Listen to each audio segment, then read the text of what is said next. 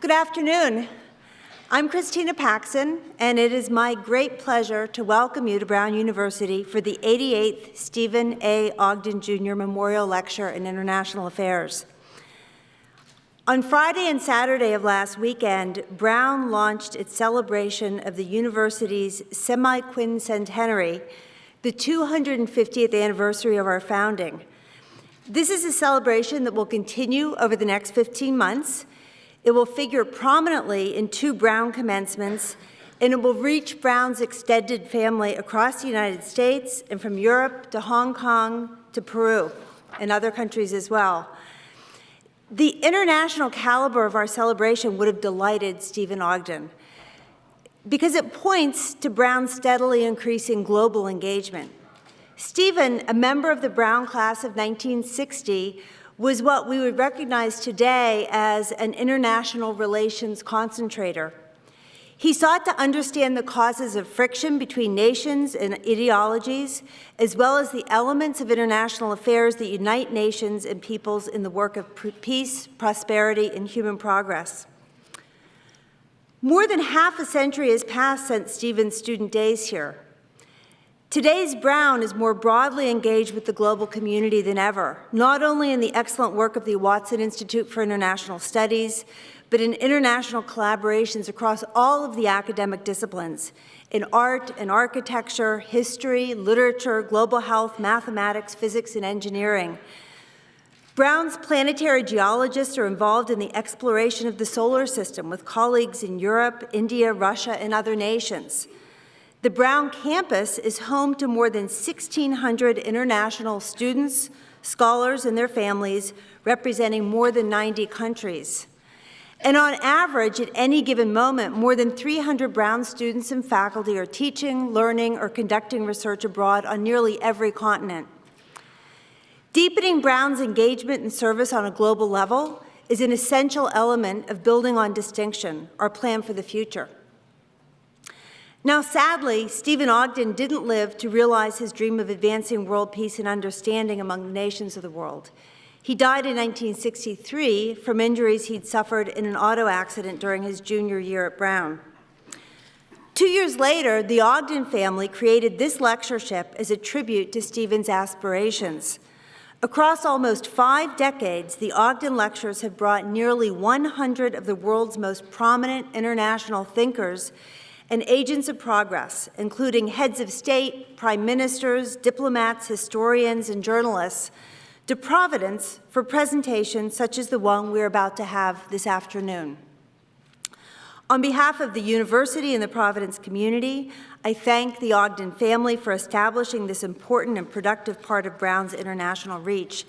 And I invite you to join me in recognizing Susan Adler-Kaplan and Dr. Robert Ackerman, who are here today representing Stephen's family and friends, including his sister Peg Ogden.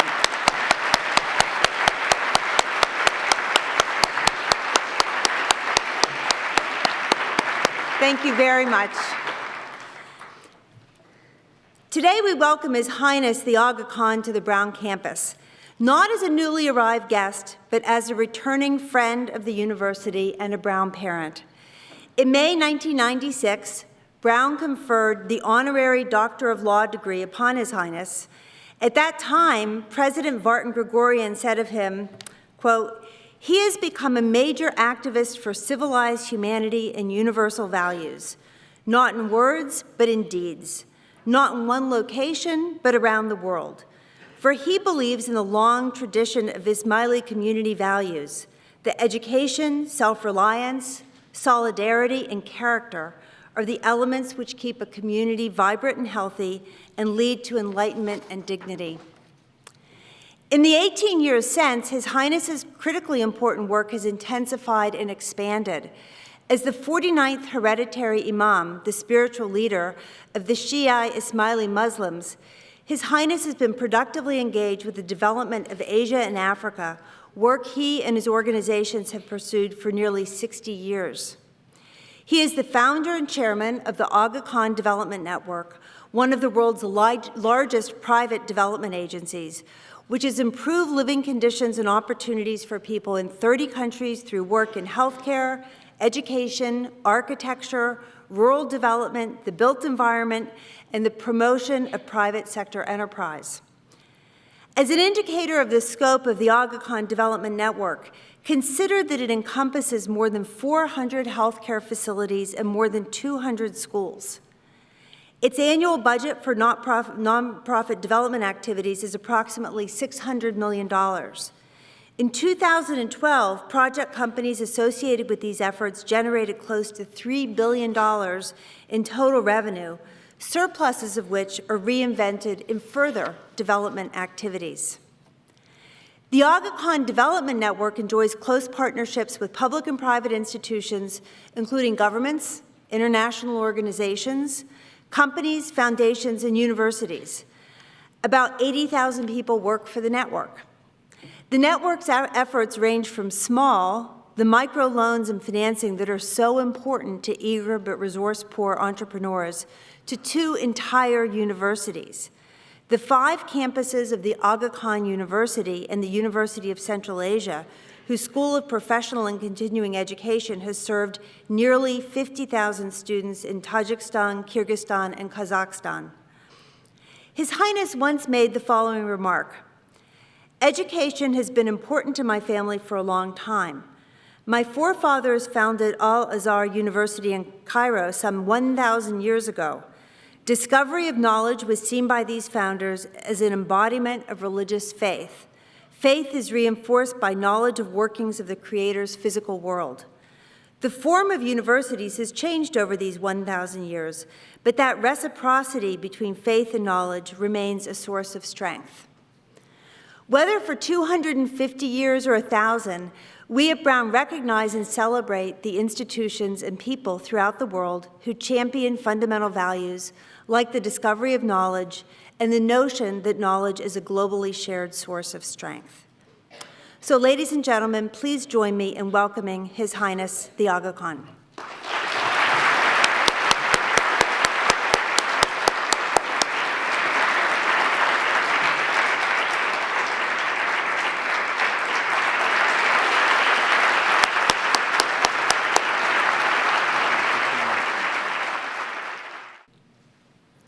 Bismillahirrahmanirrahim. President Paxson, Ogden family representatives, Brown University faculty, students and alumni, distinguished guests, ladies and gentlemen. Thank you very much, Madam President, for your very kind introduction. It is a great honor for me to give the Ogden Lecture, to be included in the distinguished company of past Ogden lecturers, and to pay tribute to the memory of Stephen Ogden. I am also delighted to be present for the opening weekend of Brown's 250th anniversary, or one might say, the happy conclusion of Brown's first quarter of a millennium. I have long felt a close sense of belonging at Brown. My eldest son, who is looking at me with intensity, was a member of the Brown class of 1995. And I treasure the fact that I received an honorary degree from Brown and was privileged at that time to give the baccalaureate address. My own education has blended Islamic and Western traditions. I was studying at Harvard some 56 years ago when I inherited the Ismaili Imamate. It's not a political role, as has been mentioned. But let me emphasize that Islamic belief sees the spiritual and material worlds as inextricably connected. Faith should deepen our concern for improving the quality of human life in all its dimensions. That is the overarching objective of the Aga Khan Development Network, which President Paxson has described so well. It has been said that giving an effective university lecture requires the boldness to make some strong predictions about the future. I might suggest that President Paxson has put me in a slightly embarrassing position today by inviting me to return to speak on the Brown campus. The challenge with coming back to give a second lecture is that you have to explain what you got wrong the first time. As I look back over some 18 years now to 1996, I think I actually underestimated how many things would change in the years ahead. If you were a student at Brown 18 years ago, you would not have had any Facebook friends. And you wouldn't be following anyone on Twitter. And even more sadly, perhaps, no one would be following you. There was no instant messaging at that time. Indeed, as I recall, people actually used their telephone primarily for talking. In fact, email itself was still quite a new thing in 1996, and those are only the most obvious examples of transformative change in our world. So, what has been the impact of such changes? We often think about technological innovation as a great source of hope for the world. We hear about how the internet can reach out across boundaries, helping us all to stay in touch, and giving us access to information from every imaginable source. But it is worth remembering that the same affirmations have greeted new communication technologies for centuries. From the printing press to the telegraph, to television and radio. Yet in each case, while many hopes were fulfilled, many were also disappointed. In the final analysis, the key to human cooperation and concord has not depended on advances in the technologies of communication, but rather on how human beings go about using or abusing their technological tools. Among the risks of our new communications world is its potential contribution to what I would call the growing centrifugal forces in our time, the forces of fragmentation. These forces, I believe, can threaten the coherence of democratic societies and the effectiveness of democratic institutions. Yes, the information revolution for individuals and for communities can be a great liberating influence, but it also carries some important risks. More information at our fingertips can mean more knowledge and understanding, but it can also mean more fleeting attention spans, more impulsive judgments, and more dependence on superficial snapshots of events. Communicating more often and more easily can bring people closer together, but it can also tempt us to live more of our lives inside smaller information bubbles, in more intense but often more isolated groupings. We see more people everywhere these days, standing or sitting or walking alone, absorbed in their handheld screens. But I wonder whether, in some larger sense, they're really more in touch. Greater connectivity does not necessarily mean greater connection. Information travels more quickly in greater quantities these days, but the incalculable multiplication of information can also mean more error, more exaggeration, more misinformation, more disinformation, more propaganda. The world may be right there on our laptops, but the truth about the world may be further and further away. The problem of fragmentation in our world is not a problem of diversity. Diversity itself should be a source of enrichment. The problem comes when diverse elements spin off on their own, when the bonds that connect us across our diversities begin to weaken. Too often, our world grows more complex. The temptation for some is to shield themselves from complexity. We seek the comfort of our simplicities, our own specialities, and often, as has been said, we risk learning more and more about less and less. And the result is that significant knowledge gaps can develop and persist.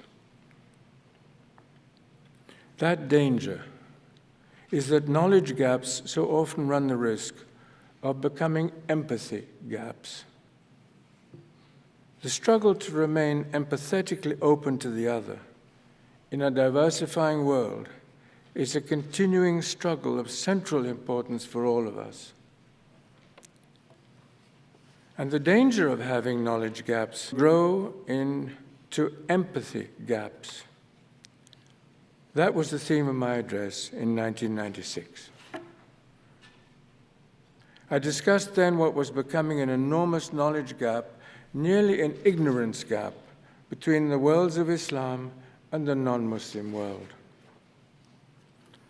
Since that time, to be sure, there have been moments of encouraging progress on this front, including academic-centered efforts here at Brown with your wonderful digital Islamic humanities program.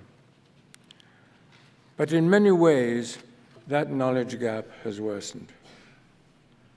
We've heard predictions for some years now about some inevitable clash of the industrialized West with the Muslim world. These multiplied, of course, in the wake of the 9/11 tragedies and other violent episodes. But most Muslims don't think that way. Only an extreme minority does. For most of us, there is singularly little in our theology that would clash with the other Abrahamic faiths, with Christianity and with Judaism. And there is much more in harmony.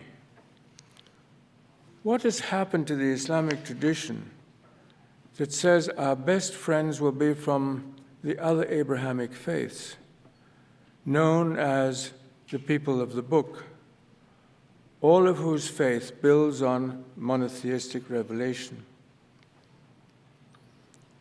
Of course, much of what the West has seen about the Muslim world in recent years has been through a media lens of instability and confrontation. What is highly abnormal in the Islamic world thus often gets mistaken for what is normal. But that is all the more reason for us to work from all directions to replace fearful ignorance with empathetic knowledge. Down through many centuries, great Muslim cultures were built on the principles of inclusiveness. Some of the best minds and creative spirits from every corner of the world, independent of ethnic or religious identities, were brought together as great Muslim centers of learning. My own ancestors, the Fatimids, founded one of the world's oldest universities, Al-Azhar in Cairo, over 1,000 years ago. In fields of learning from mathematics to astronomy, from philosophy to medicine, Muslim scholars sharpened the cutting edge of human knowledge. They were the equivalents of thinkers like Plato and Aristotle, Galileo and Newton, yet their names are scarcely known in the West today. How many would recognize the name of Al-Khwarizmi, the Persian mathematician who developed some 1,200 years ago the algorithm which is the foundation of the search engine technology? I wondered what would have happened if Al-Khwarizmi had patented or copyrighted his algorithm. And I tried to analyze what would be the consequences. Well, the first consequence is that copyright lawyers around the world would either be billionaires or bust.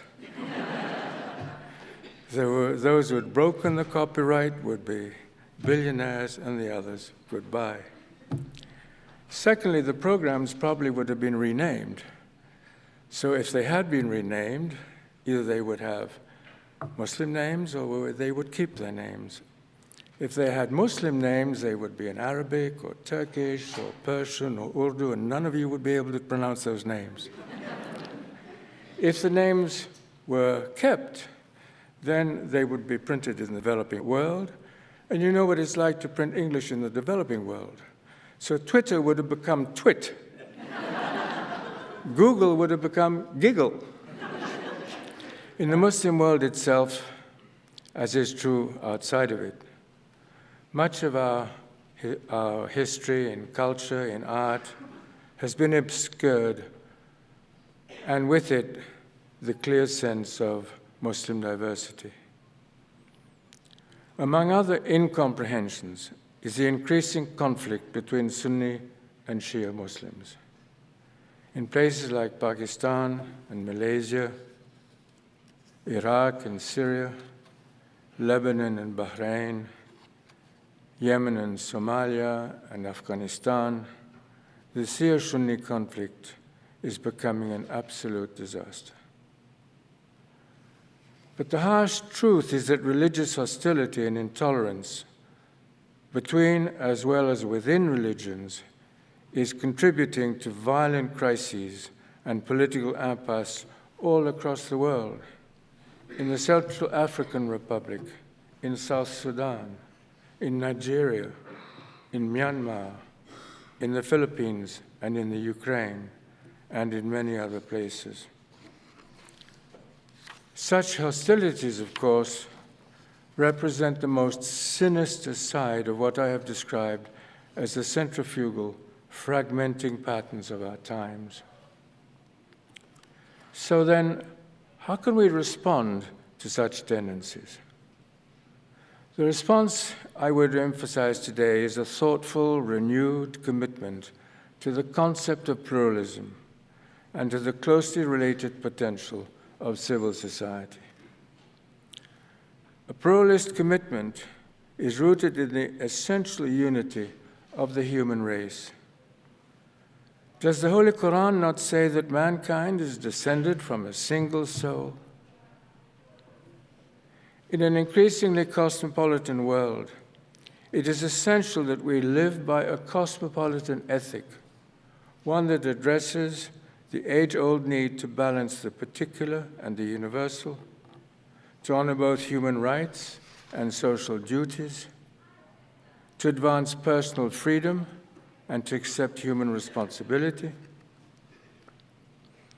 It is in that spirit that we can nurture bonds of confidence across different peoples and unique individuals, welcoming the growing diversity of our world, even in matters of faith, as a gift of the divine.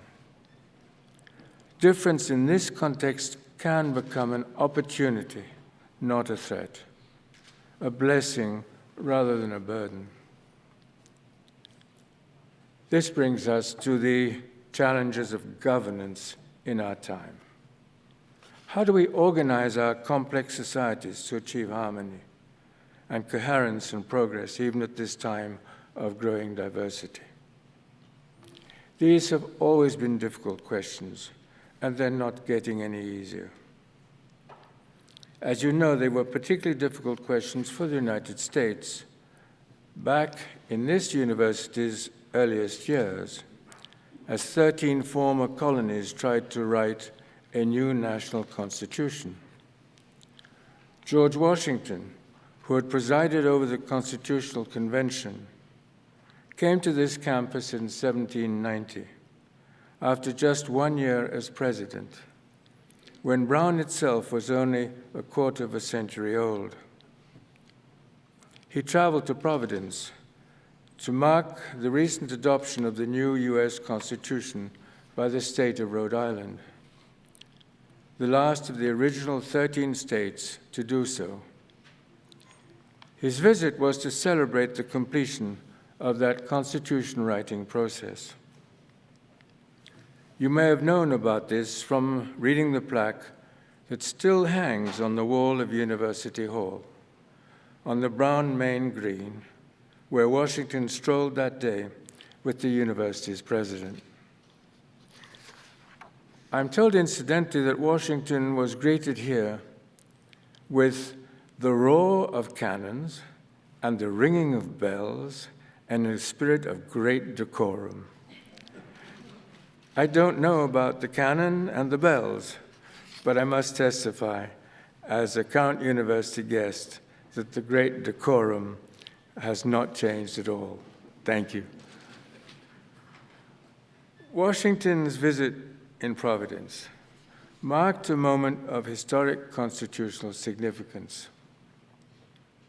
And the questions we have raised today, balancing centrifugal, fragmenting realities on the one hand, with the imperatives of national bonding and governing on the other, were central concerns for Washington at that moment and throughout his career. After 8 years of coping with these issues as the first American president, he made them the major theme of his famous farewell address. He was worried principally, he said then, about what he called the spirit of faction and its ability to undermine a sense of democratic nationhood. He described faction as a spirit that kindles the animosity of one part against another, creating a fatal tendency to elevate a small but artful and enterprising minority of the community against the whole. It threatened, he said, a frightful despotism, one that could render alien to each other those who ought to be bound together. Such threats of bonding and thus to balance have long presented a central governance challenge here and elsewhere. And these issues are now being addressed with new intensity all across the world. Amazing as it may seem, fully 37 countries have been writing or rewriting their constitutions in the last 10 years, with another 12 countries recently embarking on this path. This means that nearly 25% of the member countries of the United Nations have been rethinking these central governance concerns. And nearly 49 of these countries have majority Muslim populations. Clearly, many Muslim societies are seeking new ways to organize themselves. And there can be no one-size-fits-all. The outcomes obviously are going to be many and varied. The process will challenge the creativity of the world's best political and legal thinkers. Especially in the developing world, such matters will increasingly be in the hands of younger, more educated men and women, provided the system allows them to come to the forefront. These governance issues are frankly today of global concern. And I believe that the great universities of the world, and Brown University in particular, can also play an especially creative role in responding to them. The challenge, as we have said, will be one of balancing values and interests, honoring the importance of religious and ethical traditions, for example, while also respecting the free will of individual human beings, accommodating both the role of central governments and regional demands, reconciling the urban and the rural, providing for democratic change and institutional continuity, creating new governance frameworks is obviously not an easy task, but it can be accomplished. In Kenya, just 3.5 years ago, for example, a new constitution ratified by 2/3 of the voters redistributed power dramatically from the central level to 47 county governments.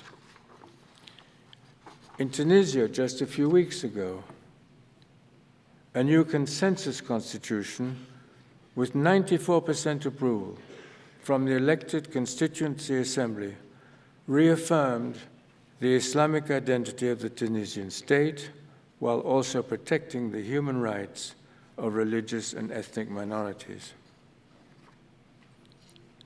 In these cases, and in other places such as Bangladesh, one of the fundamental constructive forces at work has been the strength of civil society. It is a topic that is worth serious attention. And I'm happy to say that it has been getting increasing attention, including the exemplary cutting-edge work here at Brown of the Watson Institute for International Studies. By civil society, I mean an array of institutions that operate on a private, voluntary basis, but are motivated by high public purposes. They include institutions devoted to culture, to science, and to research, to commercial, labor, ethnic, and religious concerns, as well as a variety of professional societies.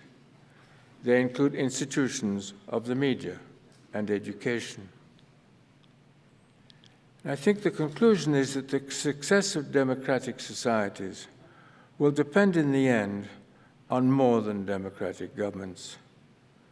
The scale and the quality of civil society will become a factor, I believe, of enormous importance. A quality civil society has three critical underpinnings: a commitment to pluralism, an open door to meritocracy, and a full embrace of what I described earlier as a cosmopolitan ethic. The voices of civil society will reflect and express the growing complexity of society, not as autonomous fragments, but as diversified institutions seeking the common good. And I believe that the voices of civil society can be among the most powerful forces in our time. Where change has been overdue, they can be voices for change. Where people live in fear, they can be voices of hope. And one of the energizing forces that makes a quality civil society possible, of course, is the readiness of its citizens to contribute their talents and energies to the social good. What is required is a profound spirit of voluntary service, a principle cherished in Shia Ismaili culture and honored, I know, here at Brown. And progress is possible when the multiple diversity needs of any society can be matched by the multiple diversified inputs. That is also what civil society is all about. This is why great universities, with their broad, diversified programs, can be a resource of importance to the development of quality civil society in their own countries, but also around the world. And again, Brown offers a powerful example.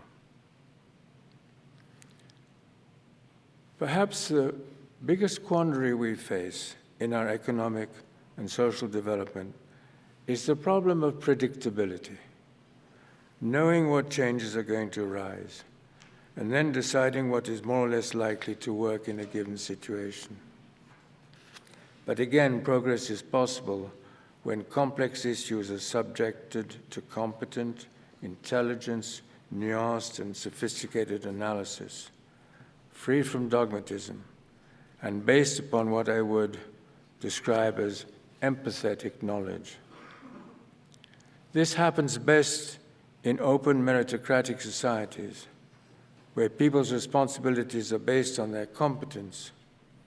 It also happens best when the intellectual resources of the world's great universities like Brown are brought into play. One of the important values of the Shia Ismaili tradition is the transformative power of the human intellect. That conviction underscores AKDN's strong commitment to education at all levels, wherever we are present. These activities include the Arkan University, now 30 years old, our newer University of Central Asia, our Aga Khan academies at the primary and secondary levels, and our major commitment to the potential of early childhood development. The Arkan University in Karachi and in East Africa is in the process today of creating a new liberal arts faculty, while also establishing 8 new postgraduate schools. I would emphasize both these initiatives. Professional education is sorely needed in the developing world, but equally important is the capacity to integrate knowledge, to nurture critical thinking and ethical sensitivity, and to advance interdisciplinary teaching and research. A quality civil society in any sitting will require well-informed leaders who are sensitive to a wide array of disciplines and outlooks and cultures. It will require people with the ability to continue their learning in response to knowledge. And I know again that these are central concerns for Brown University, articulated so well in its new strategic plan and its call for building on distinction. As we look ahead in sum, we face a world in which centrifugal and fragmenting influences are of growing importance, presenting new governance challenges all across the planet, and especially in fragile societies. In such a world, the voices of pluralistic civil society can help ensure that diversity does not lead to disintegration, and that a broad variety of energies and talents can be enlisted in the quest for human progress. Diversification without disintegration, this is the greatest challenge of our time. Over the past 6 decades, I've been immersed in the problems of developing societies, grappling with ways to assist their populations, despite both natural hazards and human errors. It is my conviction that a strong, high-quality, ethical, and competent civil society is one of the greatest forces we can work with to underwrite such progress. And if this is correct, then the role of great universities has never been more important. I'm convinced that Brown will be among the greatest universities stepping up to this challenge as it finishes its first 250 years and embarks on its next quarter millennium. Thank you.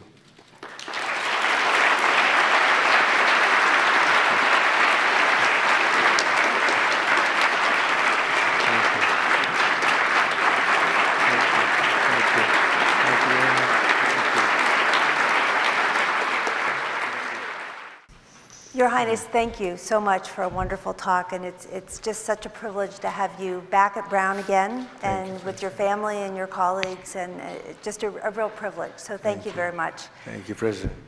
We have structured this part of this event really as a conversation. Before you came, we canvassed some members of the Brown community. We put together some questions that people might have for you. And I hope we can discuss some of the answers. I'll do the best I can. Okay, so one broad question. I mean, you are a global leader.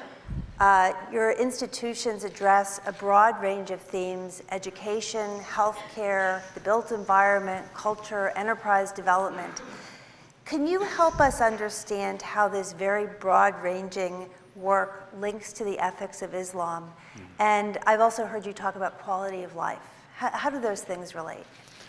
Well, I think it relates to, first of all, the notion that in Islam, faith and world are not separate.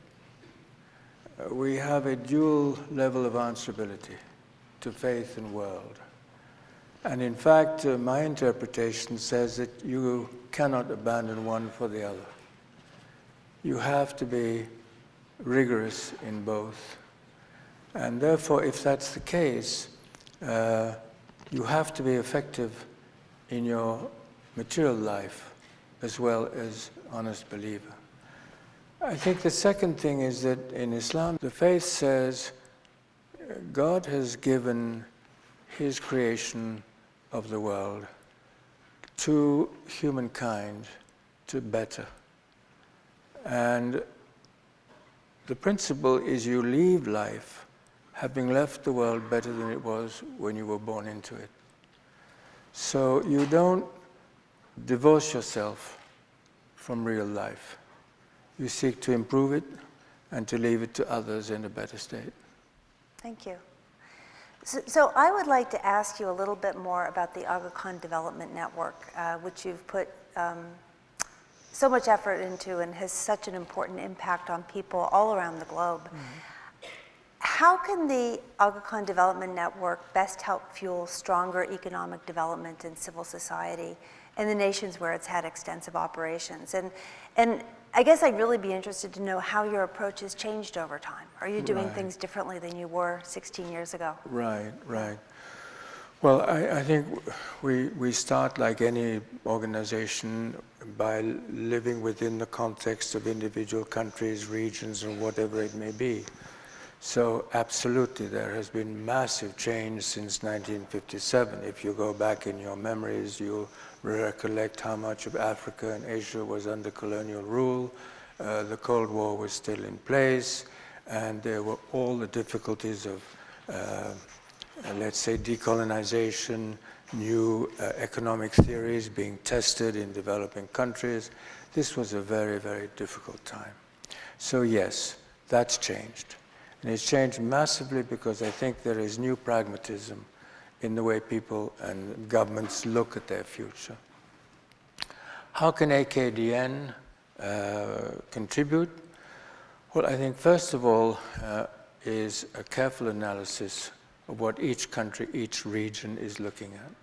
And you cannot compare Africa with Central Asia and so on and so forth. So you're actually country-specific or region-specific. Secondly, we're looking at what I would call gaps or planning errors. And I would give you situations such as in Kenya, when they decided that the whole of the country would have free primary education, but then didn't look at the consequences on secondary and tertiary education. These are the sorts of issues. I think the third one is to look at areas that are characteristically underprivileged. I would give you northern Mali as a typical case. I would give you northwest Pakistan as another typical case. These are all areas of extreme risk, extreme poverty. That's not something we want to live with. Yeah, good. Can you tell us a little bit specifically about the work you've done to improve population health?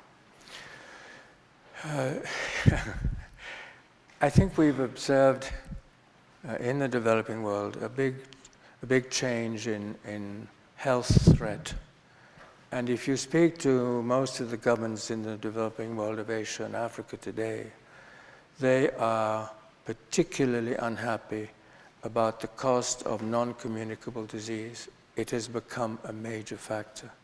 So we have decided, first of all, to concentrate on trying to respond to that, which means hospital-based tertiary care. The second thing we're trying to do is to use technology to link the rural isolated areas to our urban networks. So for example, in Afghanistan, we're looking at the whole of Central Asia. In East Africa, we're looking at the region of East Africa. And we're trying to build a system which is compatible with the government. It's not in competition, but it's bringing private sector healthcare in addition to public sector. That's the goal. Right. One of our faculty members recently returned from a trip to Eldoret in Kenya, and she saw the Aga Khan Hospital there. Yes. And she was hoping you could say a little bit more about what you'll be doing in building medical infrastructure in the next 10 years. Right. Well, as I said, we're trying to do two things, or actually three things. First of all, we're trying to get tertiary care and education in situations such as Nairobi, Mumbai, Dar es Salaam, Karachi, Kabul, etc. Then we're trying to link provincial hospitals into that system. And then we're trying to link rural units into the system again. So that's the goal that we have. And we want to do it with partners. Right. That's wonderful. So it's really building systems of care. It's building a system. Right. And in fact, it goes further than just one country. We are looking at East Africa as a region. We're looking at Central Asia as a region. It's much quicker to get from northern Afghanistan into Tajikistan for healthcare than if you have to go down to Kabul, for example. Right. So let's turn a little bit to education. And the Aga Khan Development Network has done so much wonderful work in education. You've spoken a lot about the importance of higher education and continuing education. Could you say a little bit about what you're doing in those areas? First of all, I was fortunate to be able to create the first private sector university in Pakistan, which is the Aga Khan University. That university has a mandate to function within Pakistan, but in other areas of the world. So we're now working in Eastern Africa.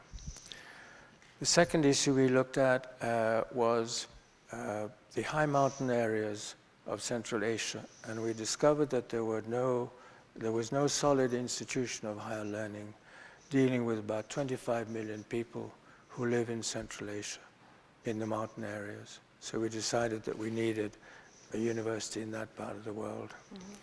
So we're trying to create academic hubs, which then will draw people from the primary and secondary and, in fact, early childhood into the whole system. We're trying to introduce international quality, so the IB will become the standard exam for us worldwide. And we're trying to teach people in the national language and in the global language of English, so that all the students who come through the system have an international level of education and have language capability. And this is in the sciences as well as the humanities? In the sciences, in the humanities, the whole spectrum. Right, that's wonderful, really good. So this is a question that I think affects many development organizations, which is you do wonderful things. How do you know that you're making a difference? How do you measure the impact of what you do? Right. Well, we are not fascinated by mathematics and statistics. So we've spent a lot of time trying to understand how people in various environments judge their quality of life. So we have, first of all, been able to bring together quality of life indicators from different parts of the world, which tell us how those populations look at their future. So we start with the quality of life indicators, and we measure where we are when we start. And then we put in a program, we measure its outcome, we correct, we run away, sometimes. And that's not always our fault, I have to tell you. But we actually stay as long as we can in the most difficult environments. So, for example, we're in Syria, we're in Afghanistan, we're in a lot of countries because we are permanently there.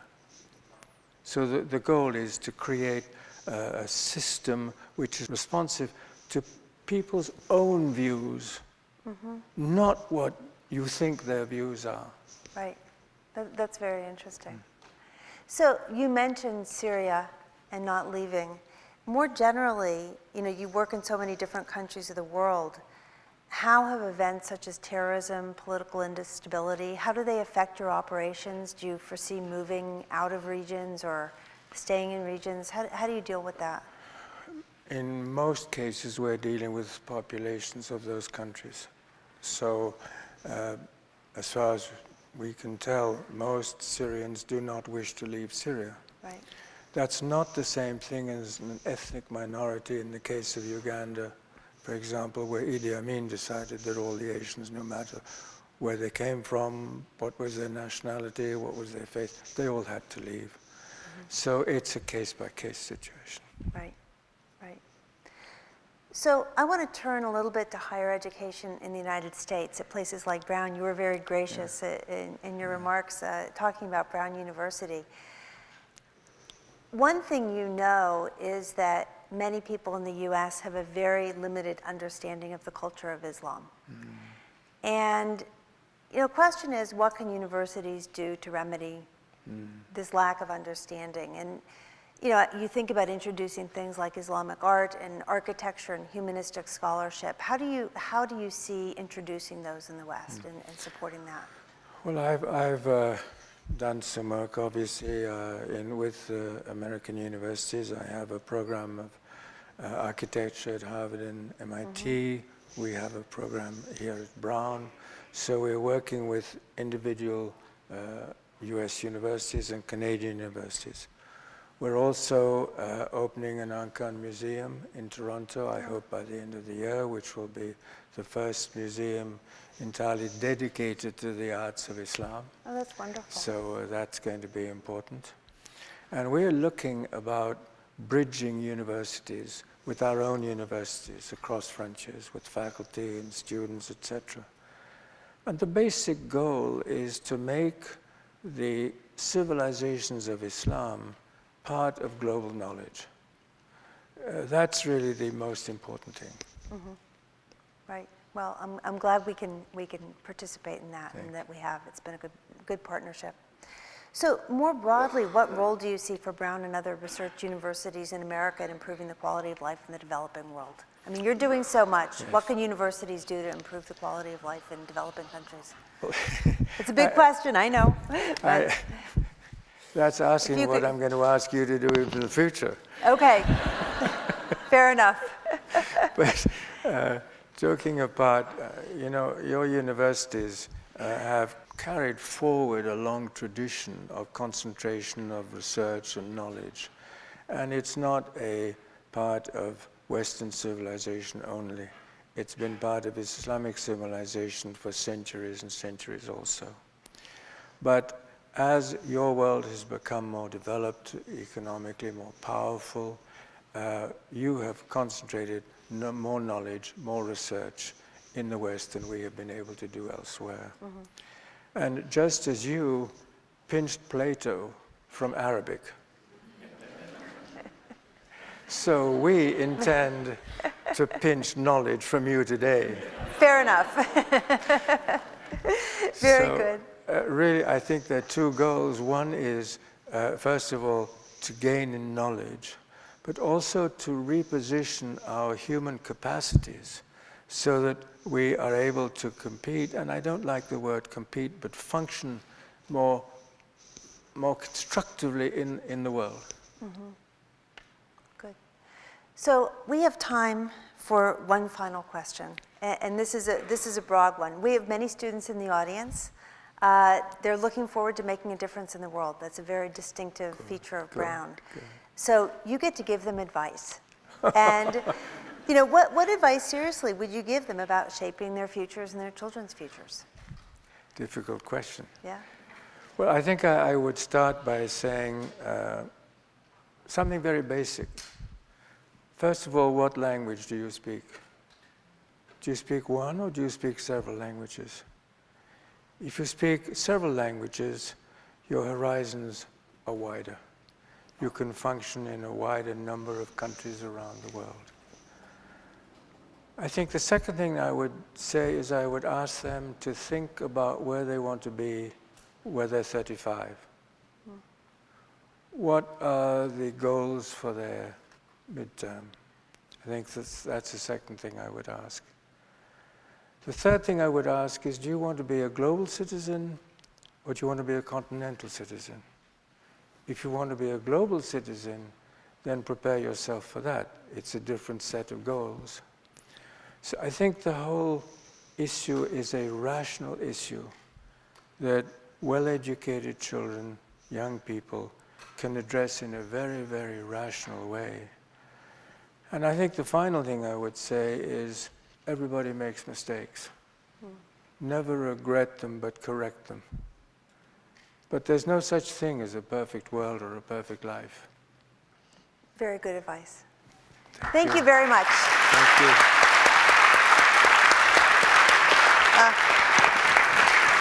Thank you very much, President. Thank you.